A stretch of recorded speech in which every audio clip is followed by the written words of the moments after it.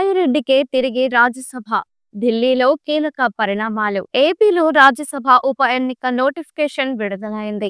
YCP ఎంపీగా సాయిరెడ్డి రాజీనామాతో ఈ ఉప ఎన్నిక జరగనుంది. ప్రస్తుతం అసెంబ్లీలో ఉన్న సంఖ్యాబలంతో ఈ స్థానం కూటమికే దక్కనుంది. సాయిరెడ్డి రాజీనామా వెంటనే ఈ స్థానం పైన ఢిల్లీ నేతలు స్పష్టతనిచ్చారు. ఏపీలో కూటమిలోనే కొనసాగుతూనే బీజేపీ పట్టు పెంచుకుంటోంది. సాయిరెడ్డి విషయంలోనూ అనూహ్య నిర్ణయాలు జరిగే అవకాశం కనిపిస్తోంది. ఈ ఉప ఎన్నిక వేళ బీజేపీ నిర్ణయం ఏపీ రాజకీయాల్లో కీలకంగా మారుతోంది. ఏపీ నుంచి కూటమి మరో రాజ్యసభ స్థానం దక్కించుకోనుంది. వైసీపీ నేత సాయిరెడ్డి రాజీనామాతో ఖాళీ అయిన రాజ్యసభ స్థానానికి ఎన్నికల సంఘం షెడ్యూల్ విడుదల చేసింది. ఈ నెల 22వ తేదీన నోటిఫికేషన్ జారీ కానుంది. 29వ తేదీ వరకు నామినేషన్లకు చివరి గడువు. వైసీపీకి సంఖ్యాబలం లేకపోవడంతో ఏకగ్రీవంగానే ఎన్డీఏ సీటు గెలుచుకోనుంది. కాగా కూటమి నుంచి రాజ్యసభకు వెళ్లే కొత్త అభ్యర్థి ఎవరు?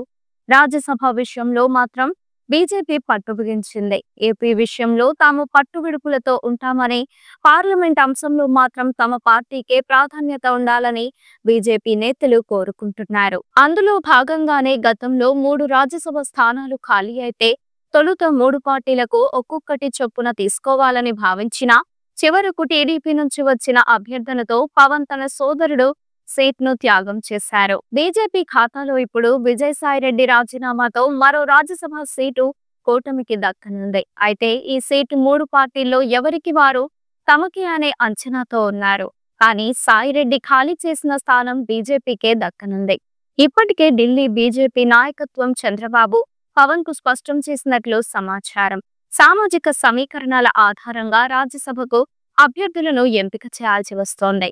వైసీపీ నుంచి 3 బీసీ రాజ్యసభ ఎంపీలు కూటమిలో చేరారు. తిరిగి 3 సీట్లలో 2 బీసీ వర్గాలకే కేటాయించారు. ఇప్పుడు రెడ్డి వర్గానికి చెందిన సాయిరెడ్డి రాజీనామాతో అదే వర్గానికి రాజ్యసభ సీటు ఇవ్వాలని భావిస్తున్నారు. కొత్త అభ్యర్థి జూన్ 2028 వరకు ఎంపీగా కొనసాగే అవకాశం ఉంటుంది. సీమ ప్రాంతానికే బీజేపీ ఈ సీటు తీసుకోవాలని ఇప్పటికే నిర్ణయించింది. బీసీ వర్గానికి చెందిన ఆర్ కృష్ణయ్యకు ఏపీ నుంచి రాజ్యసభకు పంపిన తెలంగాణలో ఆయన సేవలు వినియోగించుకోనుంది. అదేవిధంగా ఏపీ నుంచి సాయిరెడ్డి స్థానంలో బీజేపీ నుంచి 3 పేర్లు బలంగా ప్రచారంలో ఉన్నాయి. అందులో మాజీ సీఎం కిరణ్ కుమార్ రెడ్డి, జీవీఎల్ నరసింహారావుతో పాటుగా ఒక ప్రముఖ పారిశ్రామికవేత్త పేరు ప్రచారంలోకి వచ్చింది. ఇదే సమయంలో సాయిరెడ్డి సైతం బీజేపీ నేతలతో టచ్ లోకి వెళ్లినట్లు ఆ పార్టీ నేతల సమాచారం. సాయిరెడ్డి బీజేపీలో చేరేందుకు టీడీపీ నుంచి అభ్యంతరం వస్తుండటంతో ఆయన చేరిక ప్రక్రియ ఆలస్యమైందని చెబుతున్నారు. లిక్కర్ కేసులో సాయిరెడ్డికి మరోసారి నోటీసులు జారీ అయ్యాయి. దీంతో ఈసారికి సాయిరెడ్డి ఛాన్స్ లేదనే అభిప్రాయం వ్యక్తమవుతోంది. సీటు బీజేపీకే ఖాయంగా కనిపిస్తోంది. అయితే ఏపీ నేతలకే అవకాశం ఇస్తారా? ఇతర రాష్ట్రాల్లో ఎన్నికల కారణంగా అనూహ్యంగా కొత్త వారికి ఛాన్స్ ఇస్తారా అనేది ఇప్పుడు ఆసక్తికరంగా మారుతోంది. ఈ వీడియో మీకు నచ్చినట్లయితే లైక్ చేయండి. మరిన్ని లేటెస్ట్ అప్డేట్స్ కోసం వెంటనే మన ఛానల్ ను సబ్స్క్రైబ్ చేయండి.